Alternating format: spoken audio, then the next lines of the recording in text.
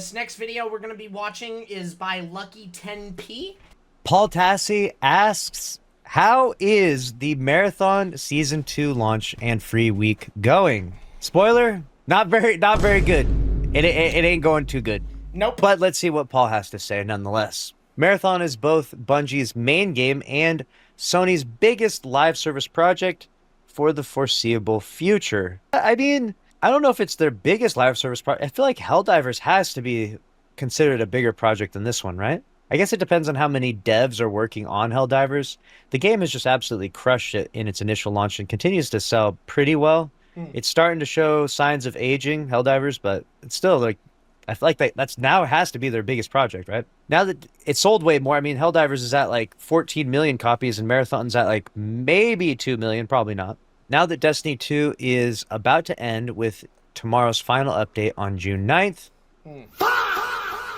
that hurts. Last Tuesday, Bungie launched Marathon Season 2 and at the same time made the game free for a week to all players looking to try it out. The goal was for them to purchase the game if they were impressed. And we won't know how many of those people actually purchased the game and like went from free to play to playing just yet. We're going to need to see the results from post June 9th.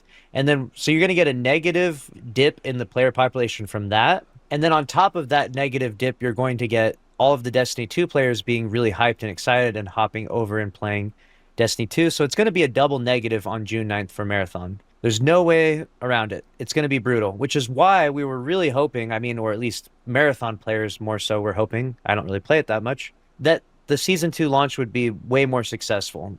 The idea was that it would hit maybe around the 100,000 player mark, so that way it could survive the massive dip that is about to happen on June 9th. However, it ain't looking that way. You know what I'm saying? You go look at the Marathon charts right now, we're cruising at 19,000 people online right now. 32,000 in its peak. And keep in mind, guys, this video was recorded yesterday. So we can take a peek at SteamDB right now, actually, if we wanted to. Oh my god! Chat! Dude! Are you seeing this shit right now? Are you seeing this shit right now? This is Marathon.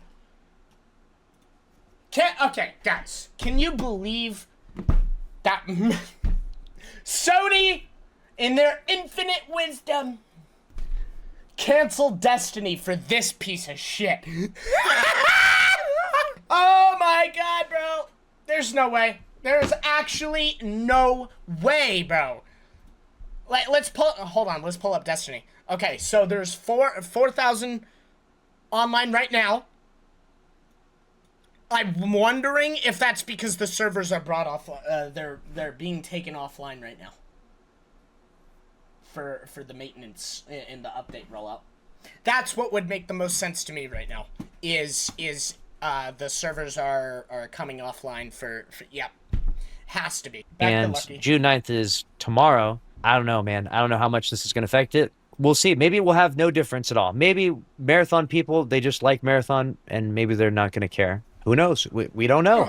Right now it's speculation. Right now it's theory. Right now it's our opinions. But tomorrow we will know, and tomorrow we will have those answers, so we'll have to bring you an update. But for now, we're left wondering what's it going to do? How bad is this going to crush Marathon's population?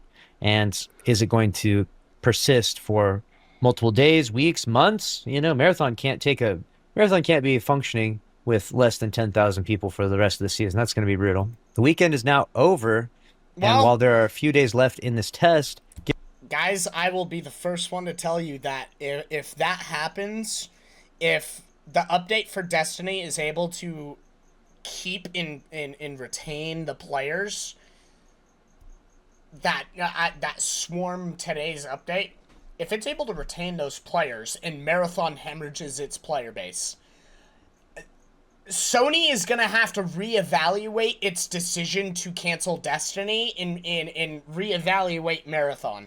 Because, dude, You didn't even come close to breaking even with Marathon. Investing more and more resources into a game you haven't even broken even on is just retarded decision making. You're investing in a product that isn't making its financial returns. You're just burning more money at that point. It makes no sense.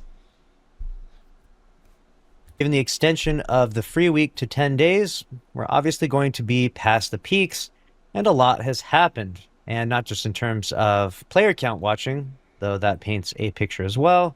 A few things have gone down that made Marathon Season 2's release a bit rough, to say the least. Oh, rough is putting it lightly, dude. Everything that could go wrong in Marathon has gone wrong. Marathon Season 2 launched with about 10 hours of server problems. First, disconnecting games, eventually servers being taken offline until 11 p.m. on release day.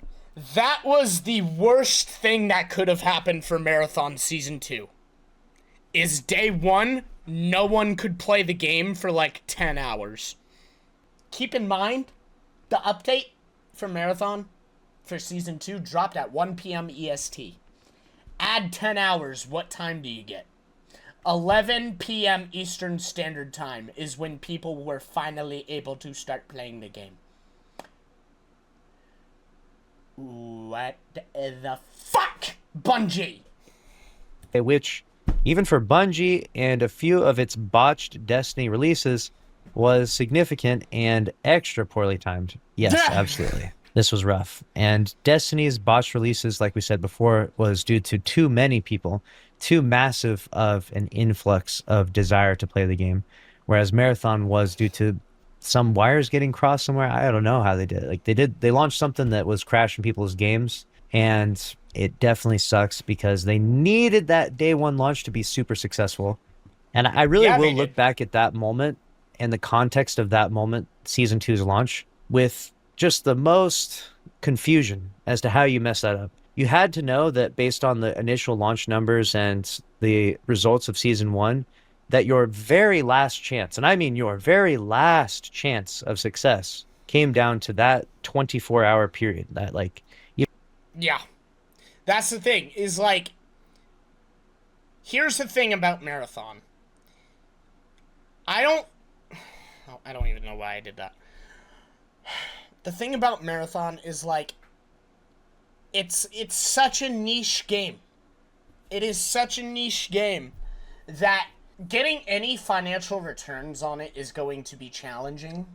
Yeah, it's one of those things that's just like, you're throwing money at something that is already on fire, and that money is getting burned in the process.